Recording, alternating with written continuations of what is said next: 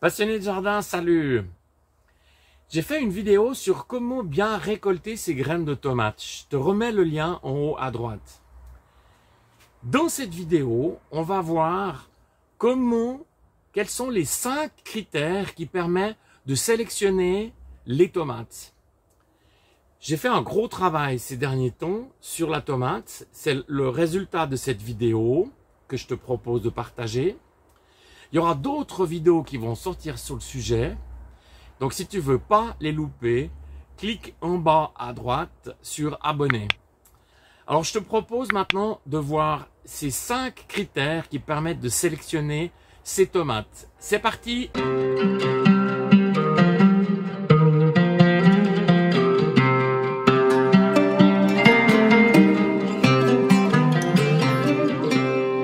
En préambule, je fais la différence entre les sortes ou cultivars désirées, donc c'est celles que j'aimerais avoir, et celles réellement que dont j'ai réussi à obtenir des graines.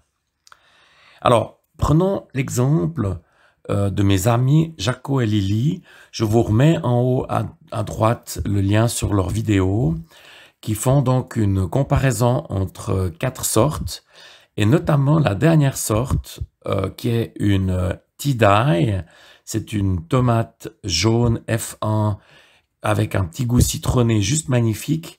Ça m'intéresserait vraiment de faire un essai dessus, mais impossible de trouver des graines ni en Suisse ni en France. Donc, ça, c'est la situation réelle. Alors, afin que tu puisses comprendre l'interaction qu'il y a entre ces 5 critères et la concrétisation sur le terrain, donc je te montre mon tableau Excel. Donc en colonne A, ici j'ai le cultivar. Ensuite, B et C, c'est ce que j'appelle le port, avec le type de port et la hauteur. Donc t'inquiète pas, on va voir ça tout en détail. La colonne D, c'est la production. Est-ce qu'on a une bonne production, une production moyenne?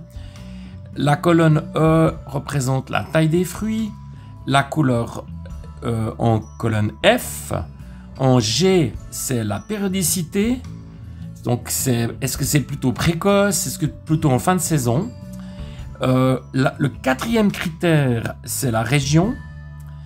Et le 5e critère, enfin, c'est la maladie. Alors, il existe d'autres critères, je mets des remarques. J'ai également un critère qui me permet de savoir d'où viennent mes sources. Alors, c'est parti, on va aller voir ça dans le détail. Alors, le premier des critères, c'est de savoir si vos tomates sont un port déterminé ou indéterminé. Donc ici, on est à peu près à 1,50 m. Donc c'est un port déterminé. C'est une sorte de tomate dont je fais l'essai qui s'appelle Charlie Chaplin. Mais je suis pas très content. Donc parce que ça fait des petites tomates. Et voilà, donc ça monte entre 1,50 m et 1,70 m. Donc toujours la Charlie Chaplin. Donc déterminé, ça veut dire simplement qu'il ne va pas croître plus haut que cette taille qu'on a prévue à la base. Et ici, vous avez des ports indéterminés, donc 2 sortes de tomates. Donc vous avez des cœurs de bœuf ici, j'en ai des rouges là, et puis des fameuses babouchkas, donc jusqu'à côté. Et là, on voit qu'on monte jusqu'au plafond, qui est à plus de 2,50 m. Donc ça, c'est port indéterminé. Ça veut dire qu'il faut vraiment que vous ayez des tuteurs qui soient très élevés, que ce soit à l'extérieur ou dans votre serre. C'est vraiment la différence entre déterminé et indéterminé. Le deuxième critère, et il est important pour moi, c'est la production. Donc un plant de tomate peut produire jusqu'à 10 kg. Et cela jusqu'en fin d'année. Donc ça veut dire, j'ai récolté par exemple l'année passée mes dernières tomates le 31 décembre. Donc, la valeur productive, pour moi, est un critère essentiel. Le 3e critère, c'est le climat. En Suisse, on a un hiver qui est relativement long et relativement froid, à l'image de mon domicile ici à 930 mètres d'altitude. J'ai également un jardin à 450 mètres. Donc je cherche des plants de tomates qui sont bien adaptés à ce climat frais. Et les plants de tomates, par exemple, qui viennent de Russie, sont relativement intéressants pour cette raison-là. Le quatrième critère, qui découle directement du troisième, le climat, c'est la période. Sur l'excellent site Tomato FIFO, je te remets le lien dans la description de la vidéo. Ce site exceptionnel recense presque 3000 variétés de tomates. Il parle de précocité. Donc, il y a hâtive, précoce, mi-précoce, mi-saison et tardif. Toutes ces précocités sont intéressantes pour mon jardin. Je cherche à avoir la première tomate la plus précoce et puis je cherche à avoir la tomate la plus tardive dans la saison. Donc, je pense que c'est vraiment un critère très intéressant.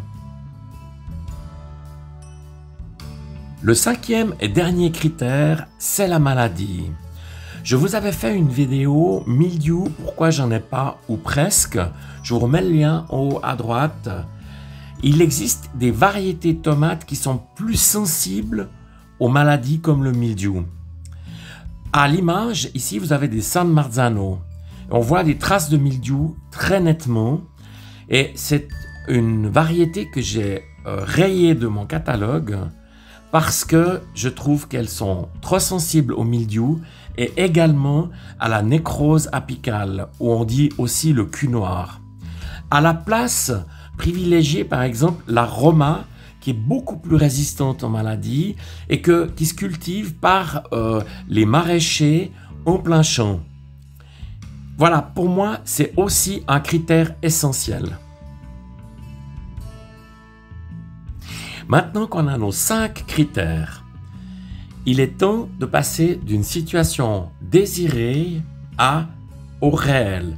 C'est comme dans le film Matrix, bienvenue dans le monde réel. Alors, il y a 2 façons. La première façon, c'est je récolte mes graines, soit de tomates que j'ai dans mon jardin et qui ont très bien marché et dont je veux absolument conserver le cultivar, soit j'ai des amis qui me donnent des tomates et je vais pouvoir récolter les graines. À ce sujet, je vous ai fait une vidéo, je vous remets le lien en haut à droite, comment bien récolter ces graines.